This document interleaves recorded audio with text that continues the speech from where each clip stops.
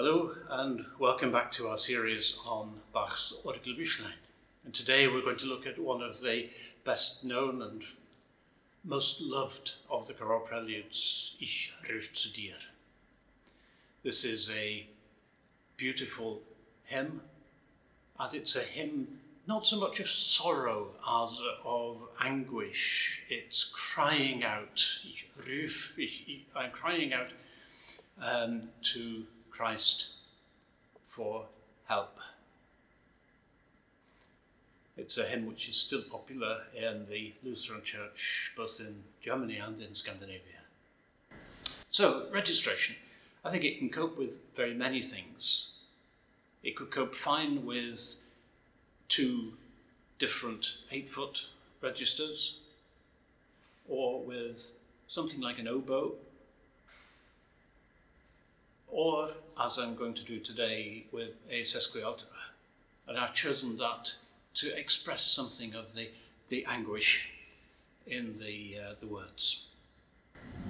As always, we judge the tempo partly by the context. That's the building, the organ, the acoustics, the occasion that we're playing it on, who we're playing it for, how we're feeling. But also by the harmonic rhythm. That's the rate at which the harmonies change. In this case, the harmonies are changing every quaver, so that's 2 changes per note of the chorale, which gives us rather a slow tempo. So we'll make a quick synopsis here of the rate at which the harmonies are changing. We'll choose bar 5.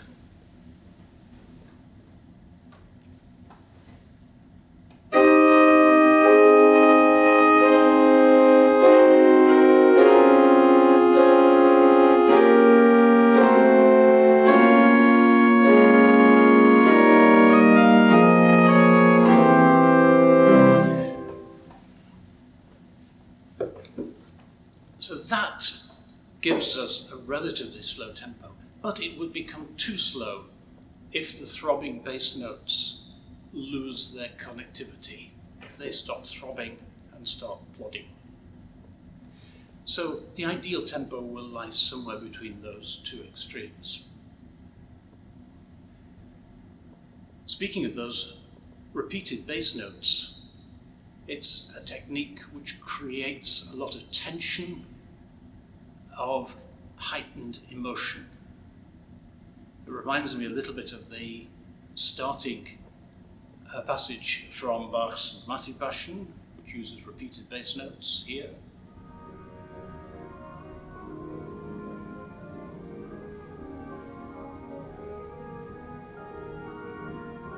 And equally familiarly, though much later, the opening again of Brahms's Deutsche Requiem here.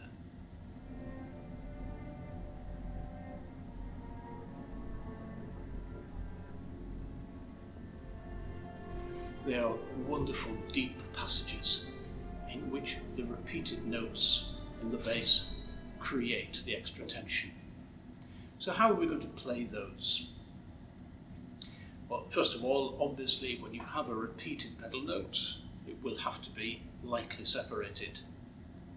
But how about the ones which are in conjunct motion?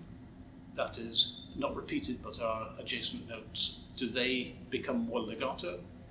No, they don't.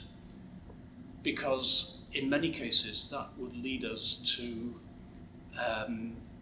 phrasing across the beats, which is very inappropriate in a Bach style. Here again from bar 5.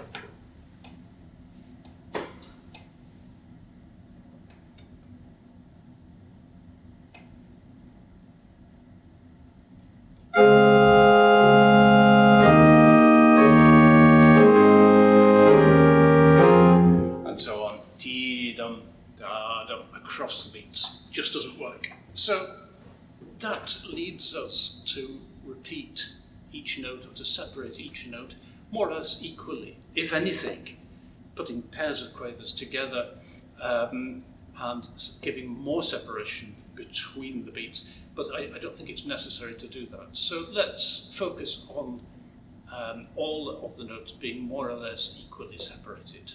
and we just preserve that throbbing motion, jum, jum, jum, jum, rather like separate bows with a cello. While we're on the topic of articulation, the left hand has semiquaver motion, and Bach has articulated, or Bach has put slurs over some of the groups of 4 semiquavers. Not all of them, but most of them in the first half and fewer later on. Why has he done that? And I think there are 2 angles we can take on that. First of all, what about the ones which he hasn't slurred? Are they different in some way? Well, the answer is no, they're not. If we look, in fact, at the manuscript, which is here, we can see quite plainly that Bach set off writing. He gets halfway down the page which he's allocated, or in fact 2/3 of the way down the page that he's allocated for himself, and realizes that he's only halfway through the piece, and starts to squeeze everything together. And only right at the end, he realizes he can't get everything onto that last line and has to run over onto the next page. But also in the beginning, in the opening, we can see that those groups of semiquavers where there was space to write a slur in, he has written it in, and where there wasn't space, he hasn't. So it's really quite simple. He has written a slur in wherever there is space and not done it where he couldn't do it conveniently. So no, there is no difference between the ones which are slurred and the ones which are not slurred. But what do we actually do with them? Does it mean that we are supposed to slur off after the 4th of each group of 4? Again, I would argue that we don't. We referred to this, in fact, in the introductory video. We chose this as our example there. And I suggested that what Bach is doing is not so much telling us how to articulate as how not to articulate. With slowly moving semiquavers or slowly moving notes of any sort, there would be a natural tendency to slur in pairs. Dia-dum, dia-dum, dia-dum, dia-dum. And I think what Bach is meaning with these slurs over groups of 4 is that we are slurring quite simply into the beats. So cancelling the automatic assumption that we might want to slur in pairs. And so the effect really is more one of an overall smoothness than of deliberate groups of 4. So I think that Bach is not so much telling us what to do as what not to do with those slurring marks. As we've talked elsewhere about, the term legato isn't a particularly helpful one, and so I won't use the word legato in this context, but I think it wants a smooth effect in general. We've talked about the pedals and we've talked about the left hand, so let's turn our attention to the chorale melody in the right hand, this long, beautiful flowing melody. We see straight away that Bach decorates the melody. It isn't just the simple, unadorned chorale melody, but there are all kinds of small decorations. So the unadorned melody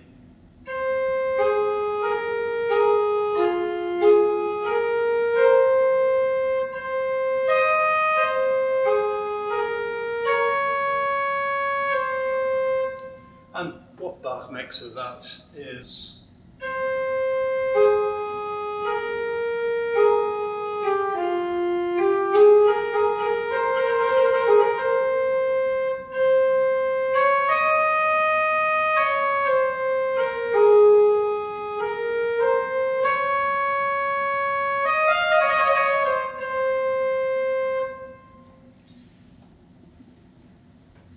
however, when we get to bar 5, Bach stops adorning the chorale melody, and we get the straight chorale melody all the way until the penultimate bar, where there's just one little ornamentation in that penultimate bar. Why has he done that? Does he mean that we play the decorated version of the first 5 bars, but play the plain chorale after that? There's been a great deal of discussion about that, and various suggestions as to why Bach didn't decorate the second half of the chorale. There was one suggestion, for example, that the point at which the chorale ceases to be decorated coincides with the arrival of the word pure in the hymn. In other words, that Bach is making a musical point about purity. Well, come on. I can't imagine why nobody appears to have said this before, but again, if we just look back at that manuscript copy, what Bach originally wrote, we can see, as we've already observed, that 2/3 of the way through the page, he was running out of space. And so he's crammed the last part into the last line. He simply doesn't have space to elaborate the chorale melody. As we get to the end of the page, he realizes there's no way, even so, that he can fit everything onto that page. And so he moves on to the next page, which he'd originally designated for weltliche Ehre und zeitlich Gut, and writes the last two bars there. And lo and behold, we get that little bit of final decoration. Now he's got space to do it. So I think it was purely expediency that means that he wrote the chorale melody unadorned for those intervening bars. So what does that mean for us? I think we can be free to, conservatively at least, adorn the chorale melody a little in the way that we've seen Bach do it before. It's not compulsory, and the piece works absolutely fine without, but there is a clear, I think, expectation that we will fill in the missing notes and do at least a little ornamentation there, a little decoration there. As for phrasing that chorale melody is concerned, as you know, I always suggest that it's a good idea to decide in advance exactly where we're going to phrase off chorale melody notes at the ends of the lines of the chorale,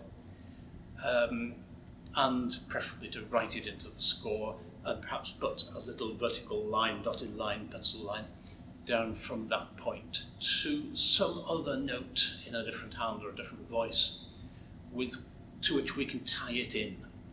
And that helps us because it gives us more attention to what we're doing.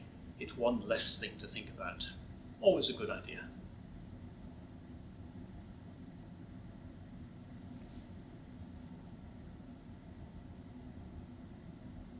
Yep. So all in all, it's a gem of a piece, as we all know, and I hope that you will really love playing it.